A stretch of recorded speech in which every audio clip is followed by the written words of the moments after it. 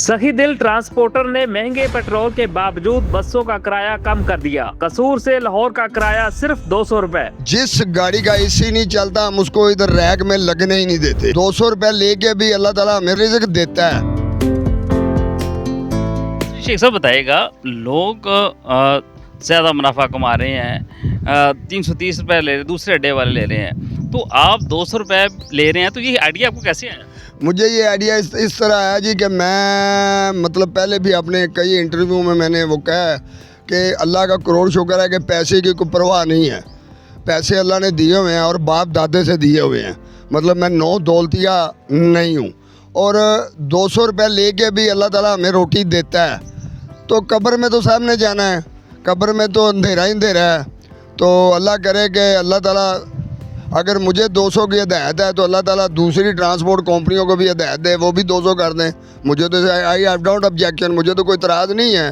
तो अगर वो इतना भी लेना चाहते हैं तो इतना ले, क्योंकि मैं उनके मामलात में दखल अंदाजी नहीं कर सकता। आप 200 रुपये ले रहे, इसके बावजूद आपको अच्छी खासी बचत हो रही है। हाँ, अल्लाह ताला बचत एक होती है थोड़ी, एक होती है बहुती, एक होती है बहुत ज़्यादा। मतलब हमें ना थोड़ी है ना ज़्यादा है, दरमियाना मतलब जो मीडियम मामलात है हमारे। तो अल्लाह ताला रात को फिर भी रोटी ड्राइवर को, कंडक्टर को, हमें सबको वो मिल जाती है रोटी। रात को रिज़्क अल्लाह ताला दे देते। अल्लाह ताला रिज़्क दे रहे हैं तो मैं चला रहा हूँ। अल्लाह ताला अगर मुझे रिज़्क इसमें ना दे हो तो रात को गुड बाय बंद, फिर तो मैं नहीं चलाऊँगा। तो शुक्र है अल्लाह का। लोगों की जानब से कैसा आपको सराहा जा? लोगों की जानब से मुझे ये सराहा जा रहा है कि मुझे लोग इस तरह से देख रहे हैं। कभी मैं देखता हूँ तो किसी का कोई कमेंट्स आया होता है कि शेख साहब बड़े दबंग आदमी हैं, मेरे क्लास फेलो हैं, तो वो शुरू से ही दिलेर थे, वो स्कूल के ज़माने में भी दिलेर थे। तो ये मुझे वो देखने को मिल रहा है। और मेरी थोड़े दिन हो गए, मेरे एक दोस्त है, उनका मुझे फ़ोन आ गया है। वो कहते हैं शेख साहब ये तो आप अंधेर ही डाल रहे हैं। मैंने उनको कहा कि जी अंधेर की डालना है जनाब, असी तो अपने बच्चों की रोटी सीधी करने पे।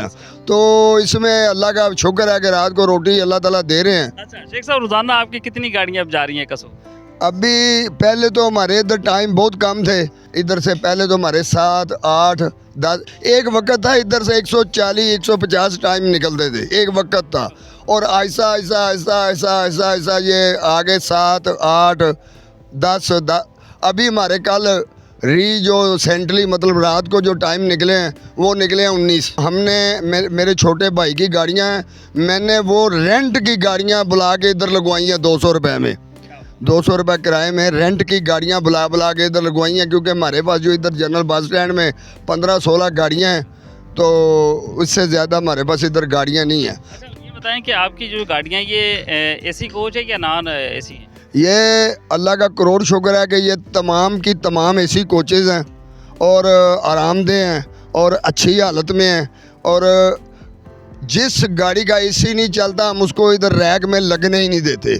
जाके पहले इसका एसी सही कराओ, फिर लेके आओ और इसको सवारी कहे कि ये मतलब सवारी इसको अप्रिशिएट करे। जब अप्रिशिएट करेगी तो इधर लगेगी, वरना ये गाड़ी इधर नहीं लगेगी। तो अल्लाह का शुक्र है नॉन एसी गाड़ी का इधर कोई कंसेप्ट नहीं है। अच्छा, दूसरा गवर्नमेंट की जानब से कोई आपको ऐसी कोई चीज़ रिक्वायर्ड है या कोई आपको मसाइल का सामना है यहाँ पे? हाँ ये तो है। अभी 3-4 दिन पहले सीओ साहब आए हुए थे इधर जनरल बस स्टैंड में। मैं उनको मतलब खुद मिला हूँ। मैंने उनको देखा भी, खैर पहली दफ़ा ही है।